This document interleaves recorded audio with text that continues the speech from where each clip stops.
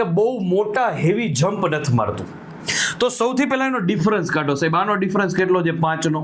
Okay, 6 અને 15 નો difference કેટલો છે? મને ખબર પડે સાહેબ 6 અને 15 નો ડિફરન્સ 9 નો છે, પણ આ બે નો ડિફરન્સ 4 નો છે. ઓકે, હવે અહીંયા ખબર નથી પડતી સાહેબ, તો આપણે આગળ વહીએ. હજી 45 અને 66 નો ડિફરન્સ કેટલો છે? તો 45 ને 10 55 ને 10 65 ને 1 66, એટલે કે અહીંયા ટોટલ 21 નો ડિફરન્સ છે. અને અહીંયા જે છે એ તમને સીધું દેખાતા ખબર પડે કે ટોટલ 25 નો ડિફરન્સ છે, એટલે આ બી નો ડિફરન્સ 4 નો છે. તો એનો મતલબ આ સિરીઝ કન્ફર્મ પકડાઈ ગઈ છે સાહેબ. આ ડિફરન્સની સિરીઝ છે.